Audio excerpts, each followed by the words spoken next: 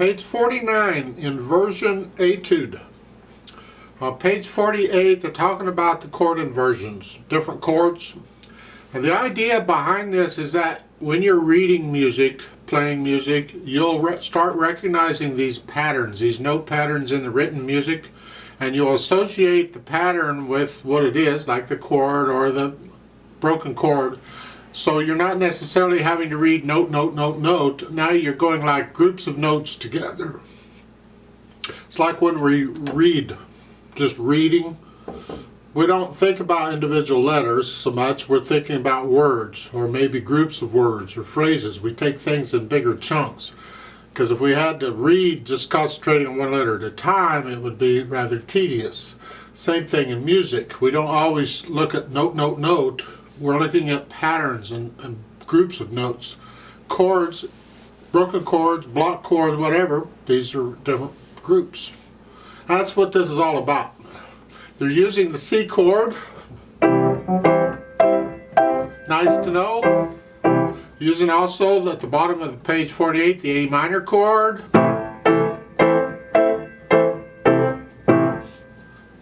On page 49 is the G major, blah blah blah, and the G major and E minor. Doing the relative minor. It's staying in the same key signature, you're just doing the major and the minor. If you do the scales, that'll help too, because you'll see runs in pieces of music, runs up and down, and I just look at the starting and ending of the run to see what note it starts on and ends on, and I figure out which scale it is. I just play the scale between those notes, and it works out very well. For chord inversion, let's look at this because we need practice of playing things. 4/4 time is just a couple lines long, but you'll see a repeat sign in the second line in the next last measure.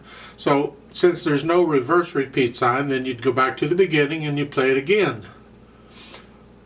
Now you only repeat once, so the second time you'd go all the way and just play straight through it and end it then on the measure. And it's not like a first and second ending in there, it's just going through. I don't even know if you've had first and second endings yet. I can't remember. At first we just check the chords. I'm going to do this both hand at a time because we're thinking of chords here. The first, and they put the chord name at the top for the first measure. It's a C chord here, and the right hand is up here. So we get the chords first, and then the next one is a G chord here.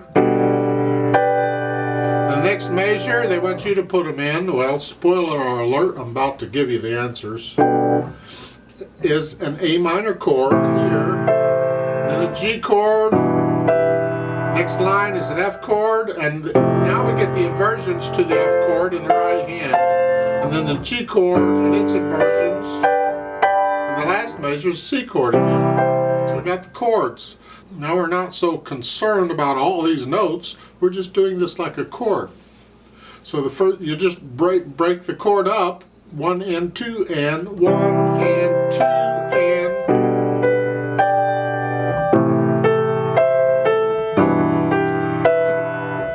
But be careful. Now those are eighth notes I just played in the first line. In the second line they're quarter notes. Here you're leaving out the top middle note here at the bottom. Inversion for the F chord, and G chord, again you're not using the middle note, and then the last measure it's here. So you work it out. It would be nice eventually if you could get where you could play this without looking at the keyboard, but you're moving around so much you kind of have to look on some of this. Going on the left hand, going to here, might have to look there, and then again. Eventually you will develop a feel where you won't even have to look at those. You'll just feel this going down. You'll just know it. And the same thing in the right hand. It's something to kind of work towards as you're doing these lessons. Articulation, you just play everything legato. I mean, make sure you put in the rests, of course, but otherwise you play it legato if you can. And dynamics, it's really not that important here. Both hands are the same, and you're in the medium, you're on the loud side of the medium range. I would suggest that since it is an etude, that when you repeat it, bring it way down and try and play it soft. So you're not playing it the same way both times.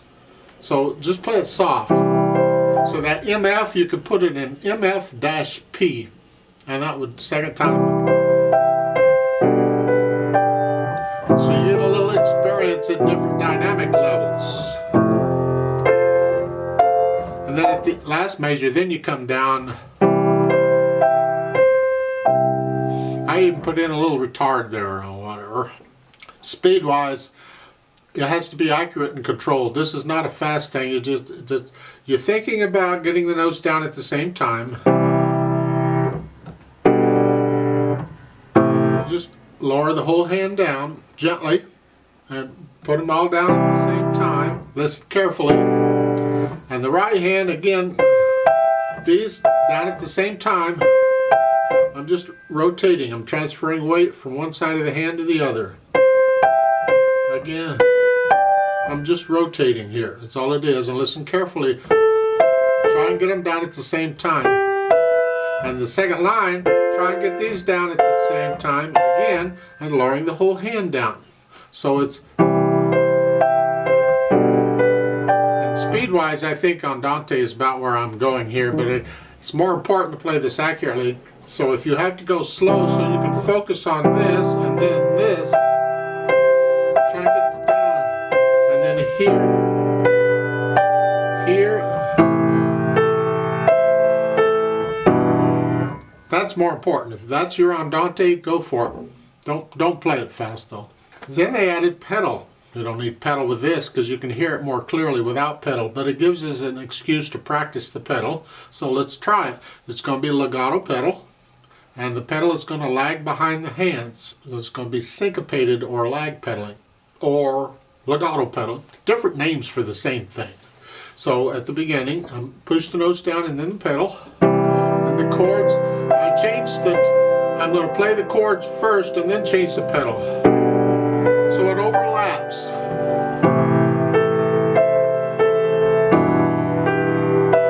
There's always sound coming.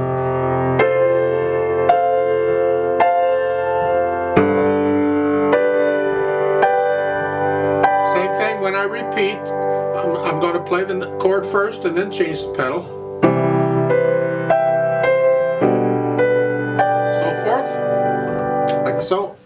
So it's something like that.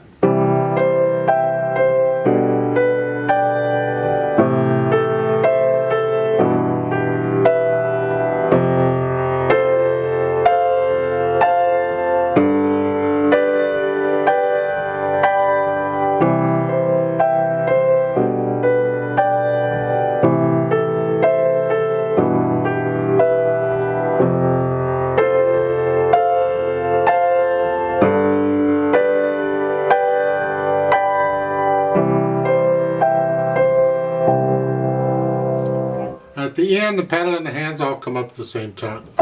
I'm not going to do a play with me on this because this is it, and hopefully you can hear these chords. Are you playing the right chord? So that's close enough.